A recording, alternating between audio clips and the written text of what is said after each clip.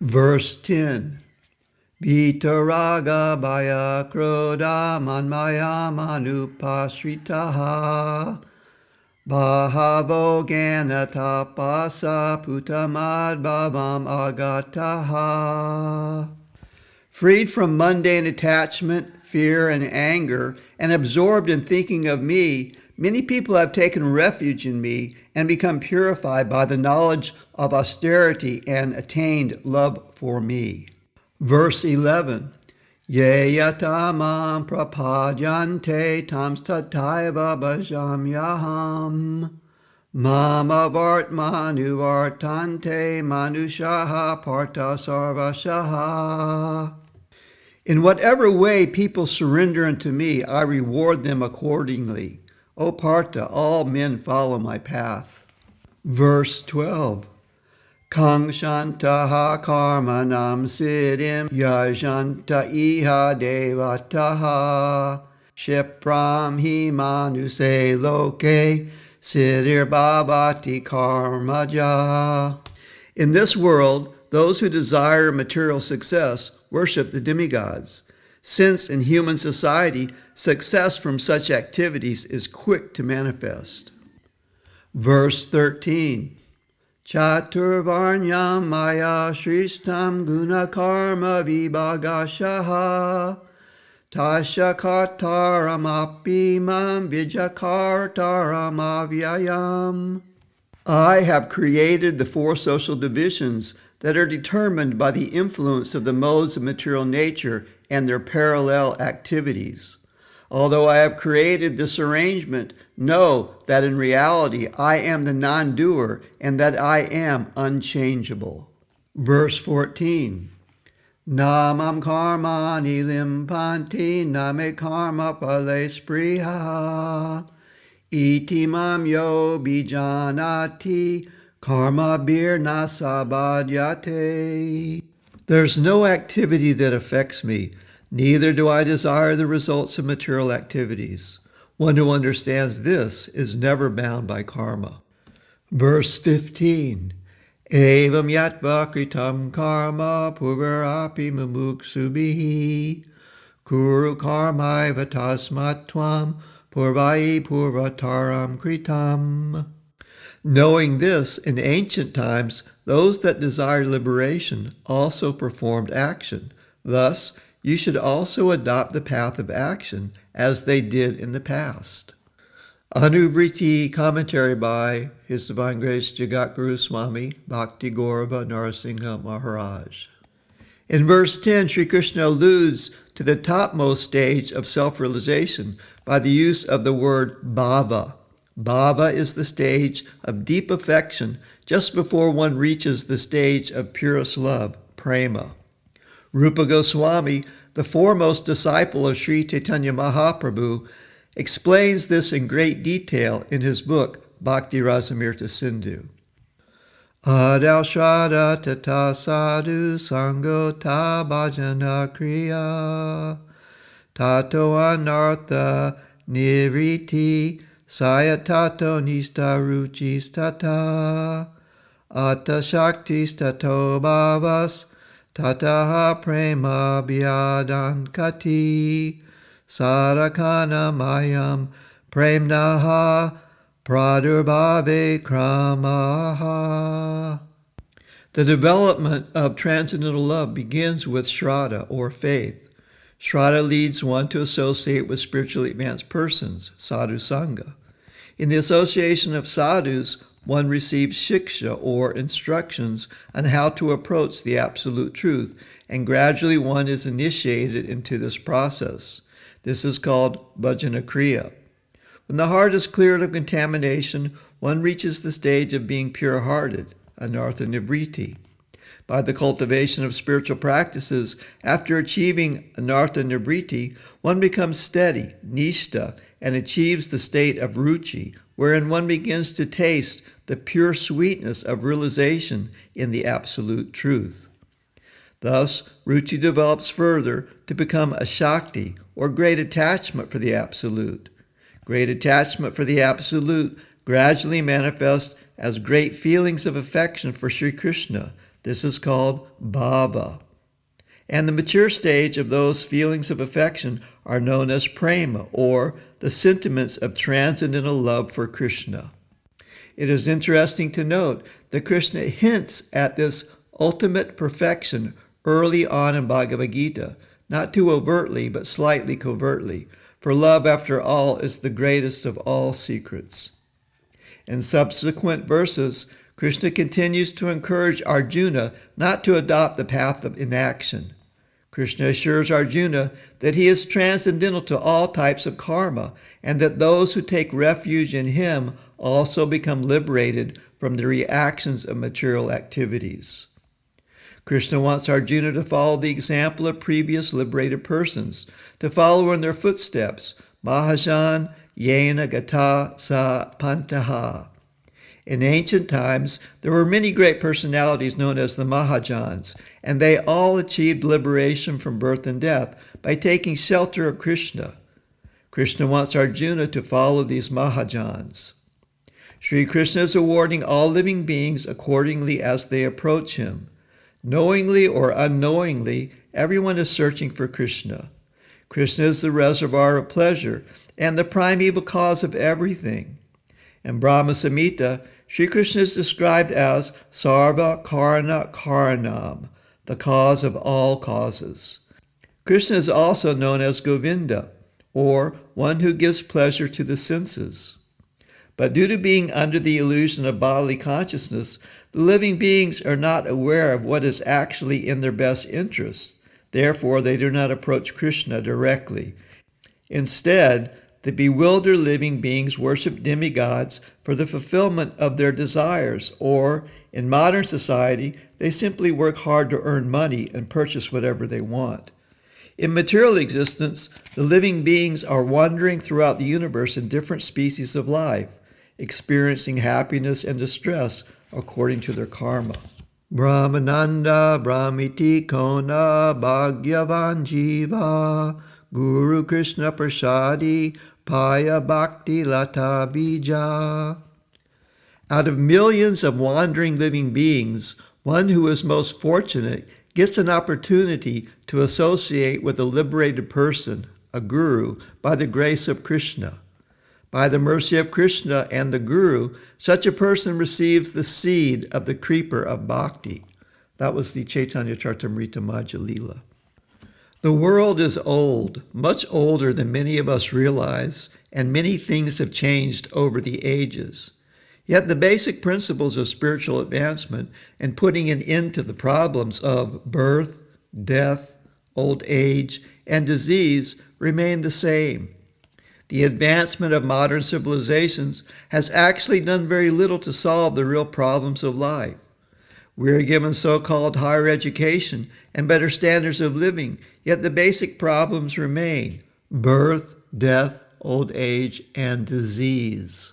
Now the real solution is at hand, and Sri Krishna wants Arjuna to accept it. To facilitate the social harmony, efficiency, and advancement in spiritual life, Krishna has created the 4 social orders in society called varnas.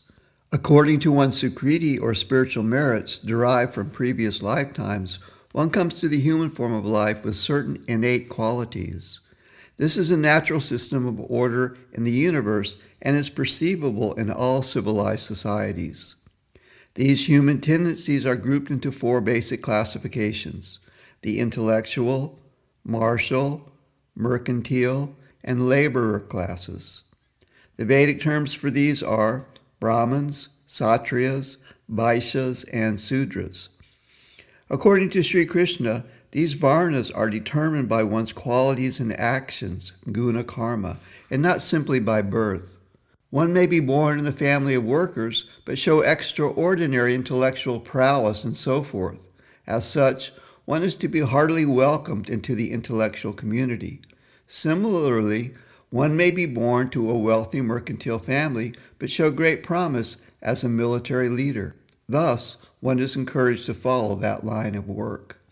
When one performs the work prescribed to him according to his qualities, and devotes that work to please the Supreme Person, Krishna, then such a person achieves the highest perfection.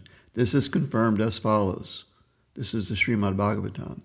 Ata pumbir divya shrestha varnasrama vibhagasaha svanustitasya dharmasya samsiddhir haritoshanam. Translation.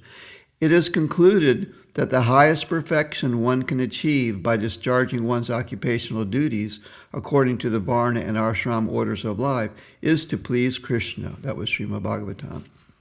Unfortunately, in modern times, some persons have given a wrong interpretation to the eligibility of the Varnas by placing all emphasis on one's birth in a particular family. This has been invented to create a sense of social superiority wherein elite members of Vedic society who are born as Brahmins and Kshatriyas are given special privileges, while others who are born as Vaishyas and Sudras are not. This system has created havoc in India for more than 1,000 years and is known as the caste system. The caste system, however, is a total misrepresentation of the system of Varnas created by Krishna. Verse 16. Kim karma kim akarmite kavayopyatra mohitaha tate karma prakshami jajnatva moksha se subat. What is action? What is inaction? This subject bewilders even wise men. Therefore, I shall explain to you what is action, knowing which you will become liberated and attain all auspiciousness. Verse 17. Karma no hyapi bodhavyam cha vikarmanaha akarmanas cha bodhavyam gana karma no gati.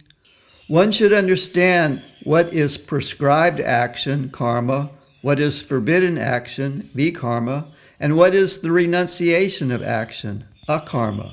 The path of action is most difficult to comprehend. Verse 18. Karmaya pasyed akarmani cha karmayaha sabudhima manushesu suyukta krishna karma krit. One who can see inaction in action and action within inaction is certainly wise amongst men. Indeed, he is a yogi and a performer of all actions. Verse 19. Yasha sarve samarambaha kama sankalpa varjitaha ganagni dagna karmanam tamahu panditam buddhaha. One whose every action is free from selfish desires and who burns all his actions in the fire of knowledge is described by the learned as a wise man. Verse 20. Tyaktva karma pala sangam nitya tripto nirashrayaha karmanya vipravrito pi naiva kinchit karoti saha. A person who has rejected the desire to enjoy the results of his actions, who does not depend upon others, and who is always content, even while engaged in action, does nothing at all. Verse 21. Nirasiryata chittatma chakva sarva parigraha sariram kevalam karma kurvanapnoti kilbisam. Having no desires, controlling the mind and body, having no sense of possessiveness, such a person does not incur any wrongdoing, although they may perform actions in order to maintain the body. Verse 22. Yadricha labha santushto dvanvatito vimatsaraha samasiddha vasiddho chau kripapina nibadyate. One who is content with those things that come of their own accord and is beyond duality, devoid of enviousness and equal in success and failure, such a person is not bound by karma, although he may perform actions. Verse 23. Gata sangasha muktasha ganavastita chetasaha Jagnaya charata karma samagram pravilyate. All karma is completely dissolved for one who is detached, liberated, situated in knowledge, and performs action only in sacrifice. Anuvritti commentary by Srila Guru Maharaj. We have already discussed previously the different types of action, such as karma, prescribed duties, vikarma, forbidden actions, and akarma, spiritual activities. Nonetheless, it is sometimes difficult to understand the different types of action, and especially to see inaction in action, and action within inaction. Indeed, this seems quite contradictory. In contemporary society, especially in various yoga communities, karma is often spoken of without a clear understanding of what it actually is or how it is incurred. The point Sri Krishna wants to make clear is that actions performed for his satisfaction do not have any reactions in the sphere of karma or vikarma. Actions performed for Krishna are in the category of akarma, producing only spiritual benefit, no good or bad material effect.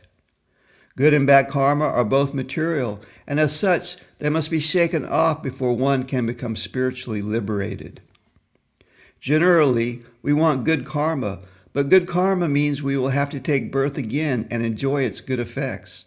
Bad karma, of course, is commonly understood as something undesirable or to be avoided because it causes suffering, pain, and distress.